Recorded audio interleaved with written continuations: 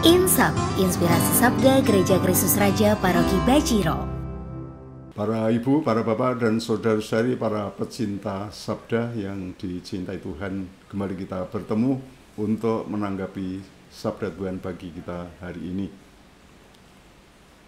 Kita bersama-sama menghadap Tuhan dengan membuat tanda salib. Dalam nama Bapa dan Putra dan Roh Kudus. Amin. Sabda Tuhan untuk hari ini dari Injil Santo Yohanes bab 2 ayat 1 sampai dengan ayat 11, perkawinan di Kana. Saya bacakan sebagian. Pada hari ketiga ada perkawinan di Kana yang di Galilea, dan ibu Yesus ada di situ. Yesus dan murid-muridnya diundang juga ke perkawinan itu. Ketika mereka kekurangan anggur, ibu Yesus berkata kepadanya, "Mereka kehabisan anggur." Kata Yesus kepadanya, "Mau apakah engkau daripadaku, ibu? Saatku belum tiba." Tetapi ibu Yesus berkata kepada pelayan-pelayan, "Apa yang dikatakan kepadamu, buatlah itu." Di situ ada 6 tempayan yang disediakan untuk pembasuhan menurut adat orang Yahudi. Masing-masing isinya 2-3 buyung. Yesus berkata kepada pelayan-pelayan itu, "Isilah tempayan-tempayan itu penuh dengan air." Dan mereka pun mengisinya sampai penuh. Lalu kata Yesus kepada mereka, "Sekarang cedoklah dan bawalah kepada pemimpin pesta." Lalu mereka pun membawanya. Demikianlah sabda Tuhan. Bapak, Ibu, dan saudara-saudari, para pecinta sabda yang dicintai Tuhan, mukjizat di mana Tuhan Yesus merubah air menjadi anggur dalam pesta perkawinan di Kana, kiranya merupakan kisah yang sudah biasa kita dengar. Dan barangkali mendengar kisah semacam itu, kita juga teringat akan kisah yang sama yang barangkali juga pernah terjadi di sekitar kita, ya. Ada pesta perkawinan, tetapi hidangan itu tidak cukup. Ya, barangkali nasinya masih banyak, tetapi lauknya sudah menipis, bahkan ada yang sudah habis. Dan ya rasa-rasanya lalu kita tidak enak karena mengecewakan para tamu. Bapak, Ibu, dan saudara yang terkasih, pesta di Kana itu agak lain karena yang kurang itu adalah anggur. Dan ya, karena kita bayangkan model pesta pada waktu itu adalah pesta rakyat, ya.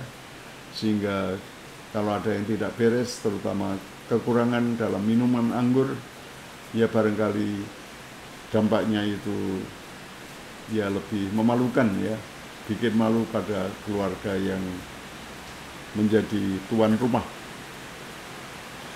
Namun baiklah, pada kesempatan ini kita melihat peranan Bunda Maria. Bunda Maria yang melihat persoalan yang dihadapi penyelenggara pesta, ya tanpa diminta, beliau berinisiatif, beliau bertindak, ia menyampaikan persoalannya kepada Yesus. Lalu, ya, kemudian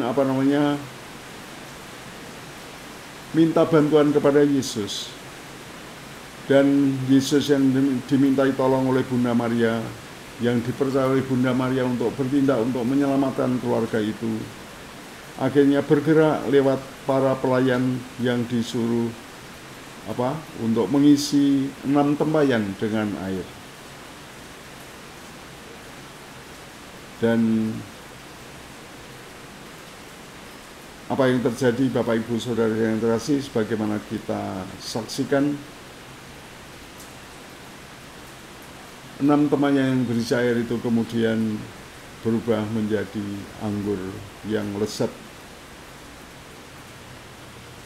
Di sini kita merasakan arti kehadiran dan peran Bunda Maria di dalam karya keselamatan dan juga di tengah-tengah kita semua.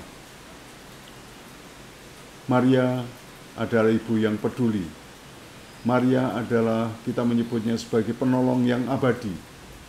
Bunda Maria adalah bunda penyelamat kita. Ibu Tuhan, tetapi juga ibu kita. Dan dalam pesta perkawinan di Kana, Bunda Maria juga menunjukkan bagaimana dia adalah seorang ibu yang peduli pada umat, peduli pada realitas umat, peduli pada situasi umat.